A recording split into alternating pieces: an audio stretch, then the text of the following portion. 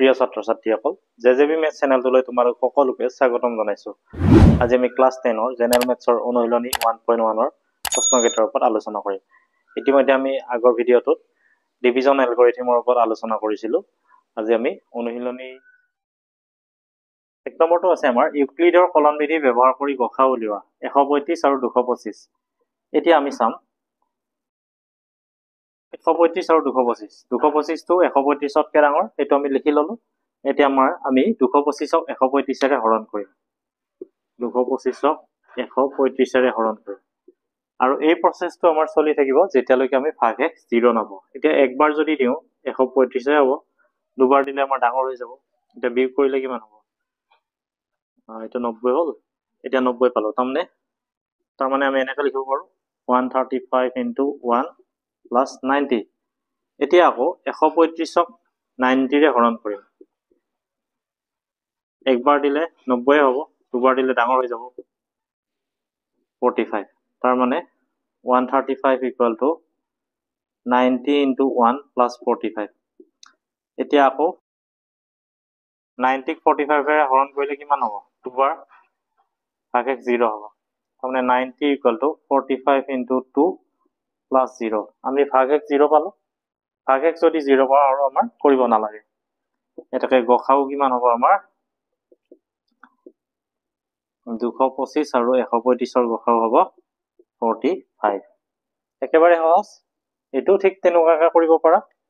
2 নম্বৰটো আছে আমাৰ 38220 আৰু 196ৰ গসা উলিয়াব দিছে। এইটো ঠিক তেনেকুৱাকৈ কৰিবা। 38220ক আমি 196ৰে যদি হৰণ কৰো, একবাৰ দিলে 196 হ'ব।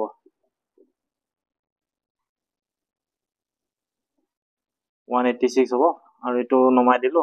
9 বাৰ দিলে কিমান হ'ব?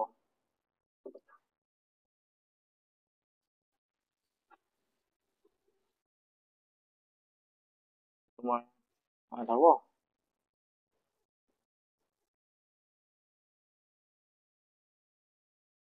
5 বাৰ যাব, 5 6 গুণ 30। সেইটো হ'ব। তাৰমানে আমি 196 into 195 plus 0 ভাগ x 0 হৈছে আৰু কৰিব নালাগে। তাকে গসাও কিমান হ'ব?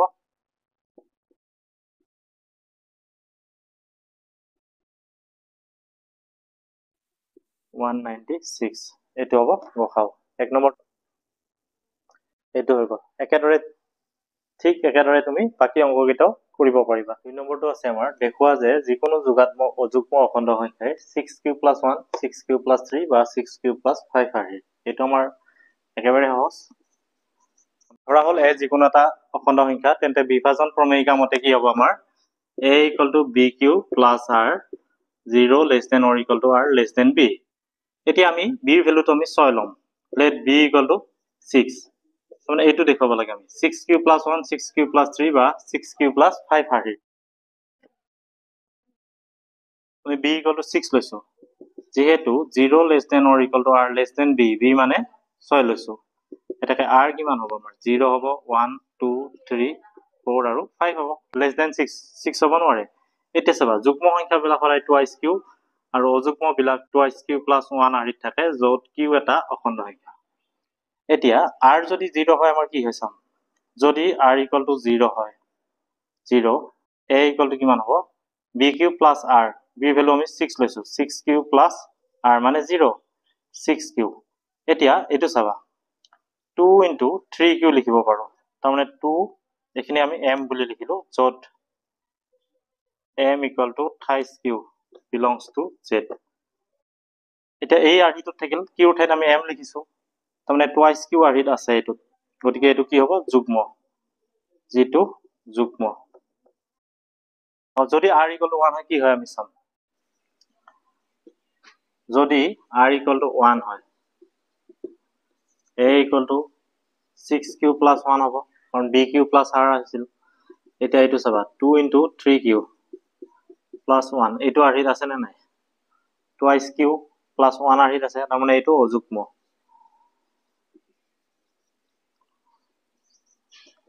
যদি r = 2 হয়, a equal to 6q plus 2 হব তাৰ মানে a equal to bq plus r আছিল b ৰ ভ্যালু আমি 6 লৈছো এটা এইটো কোনটো ফৰ্মত আছে এইটো আৰহিত আছে মানে 2 3q plus 1 এইটো আৰহিত আছে twice q আৰহিত যেটো যুগ্ম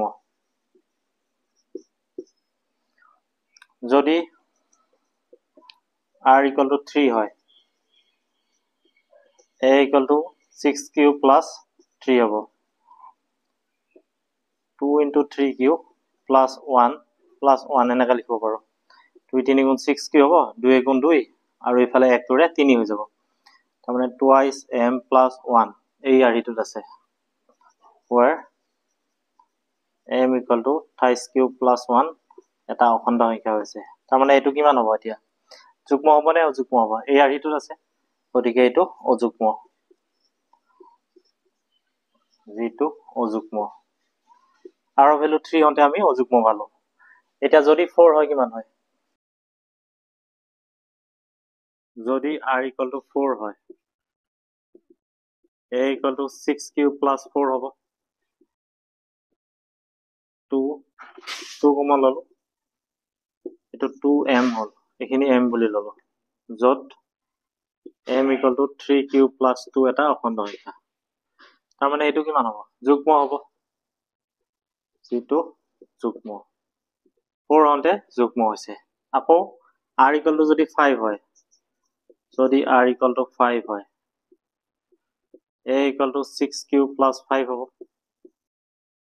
তাৰ মানে এনেকৈ লিখিব পাৰিম আমি 2q আৰু 2q plus 1 আছিল অযুগ্ম বিলাক চাবা 2 3 গুণ 6 হ'ব 2 গুণ 4 আৰু এটা 1 এটা থাকি যাব এই আৰহিটোত থাকিল twice m plus 1 যত m equal to 3q plus 2 এটা অখণ্ড সংখ্যা এতিয়া এটো কি হ'ব অযুগ্ম হ'ব যেটো অযুগ্ম হৈ গল আমাৰ এটাকে অযুগ্ম খণ্ড সংখ্যাবোৰ হল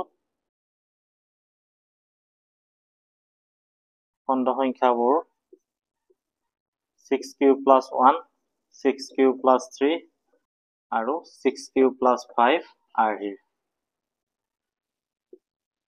আমাৰ 2 নম্বৰটো আমাৰ হৈ গল এতিয়া আমি 3 নম্বৰ 6 নম্বৰটো আছে আমাৰ 616 জন সদস্যৰ এটা সৈন্যবাহিনীৰ গোটে 32 জনীয়া এটা সেনা দলৰ পিছে পিছে পদম খোজ কাঢ়িবলগীয়া হল দুইটা দলে একে সমান সংখ্যক স্তম্ভত খোজ কাঢ়িবলগীয়া হল তেওঁলোকে খোজ কাঢ়িবলগীয়া স্তম্ভৰ উচ্চতম সংখ্যা কি হ'ব এটো আমি গসাউ উলিয়ালে হ'ব আমাৰ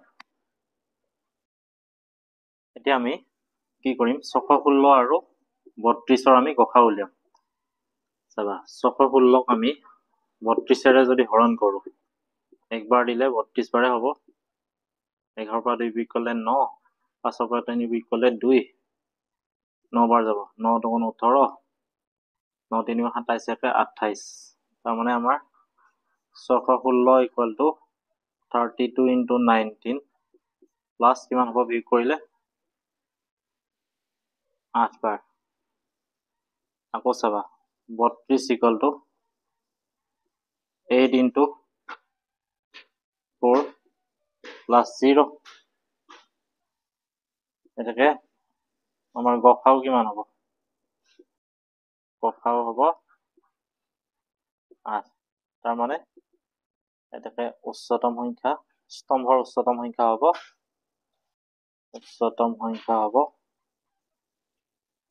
8 আমাৰ 3 নম্বৰটো আমাৰ হৈ গল আছে ইউক্লিডৰ বিভাজন প্ৰমেয়িকা ব্যৱহাৰ কৰি দেখুৱাব দিছে যে যিকোনো যোগাত্মক অখণ্ড সংখ্যাই 3m নাইবা 3m plus 1 আহি এতিয়া আমি 4 নম্বৰটো চাবা আমি ধৰি লম ধৰা হল a যিকোনো এটা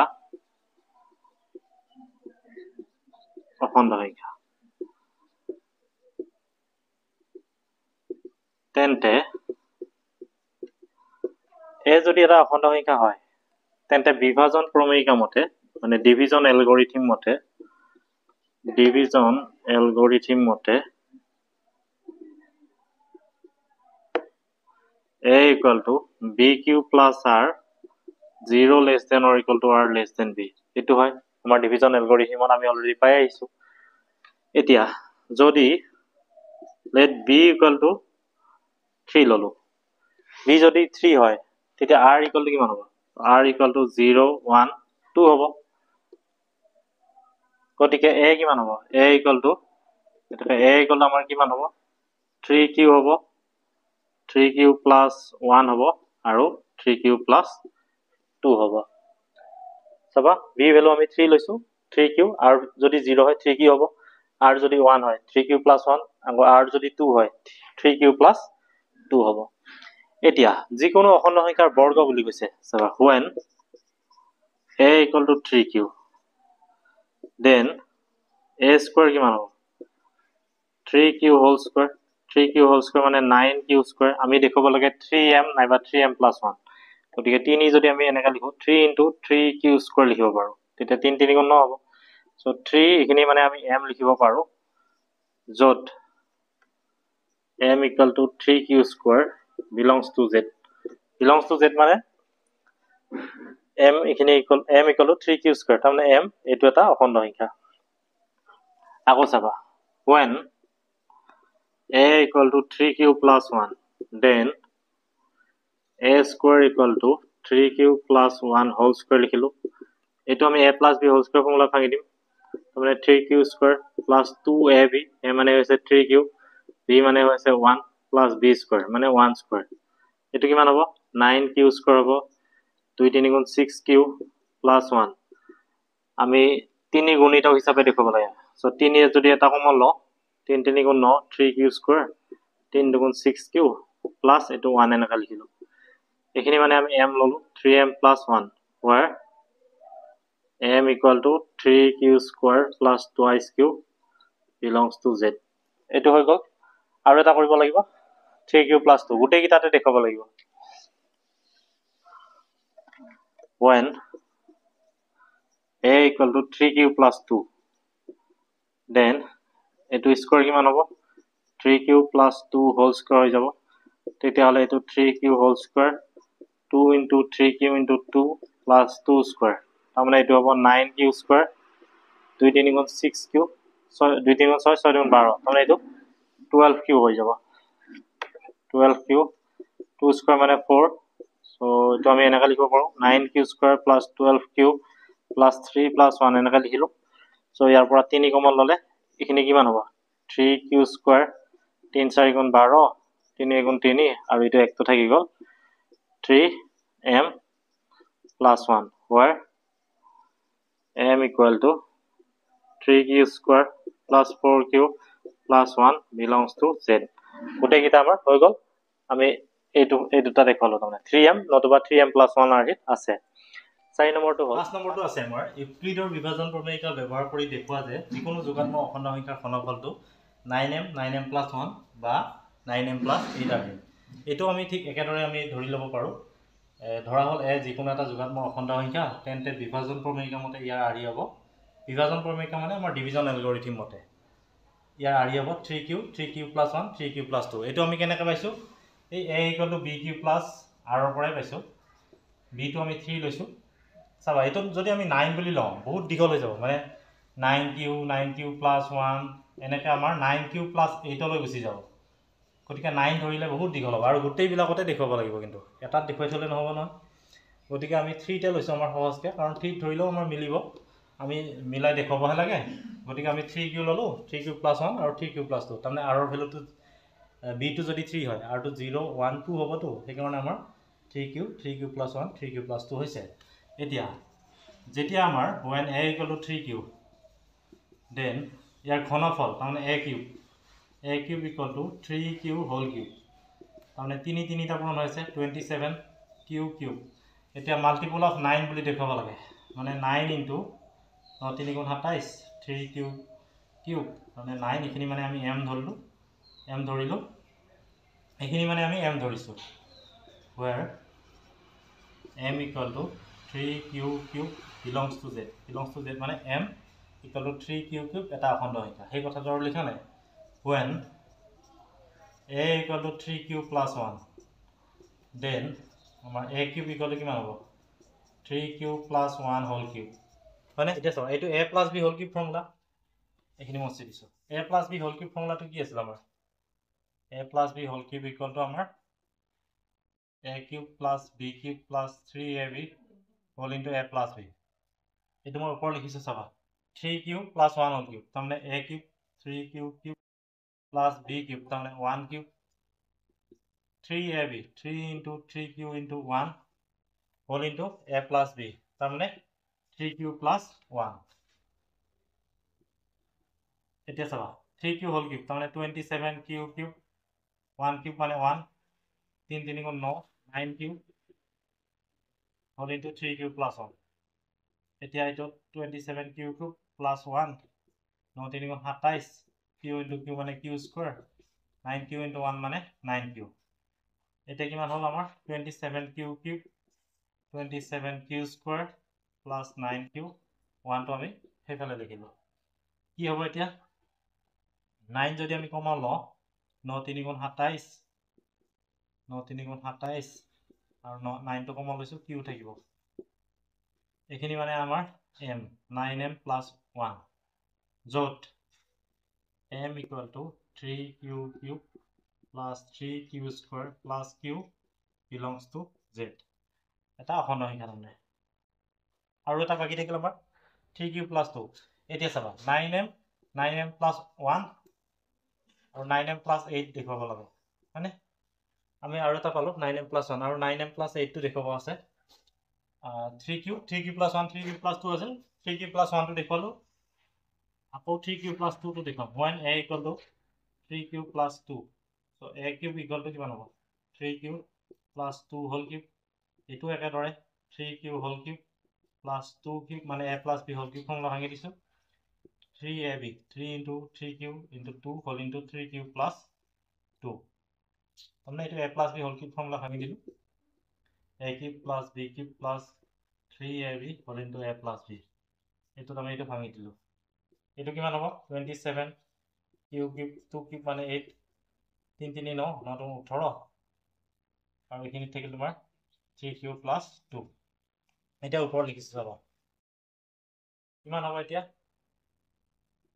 27q cube এটো 8 18 3 গুণ 54 54q square আৰু 18 লগত 2 পূৰণ কৰিলে 36q এতিয়া 27q cube লিখিলো 54q square 36q 8 টো ইফালে লিখিলো 9 কমা লোৱা 9 3 গুণ 27 9 6 গুণ 54 9 4 গুণ 36 আৰু এইটো 8 থাকিল এইটো তুমি m বুলি লিখা where m equal to 3q cube plus 6q square plus 4 to z হৈ গ'ল আমাৰ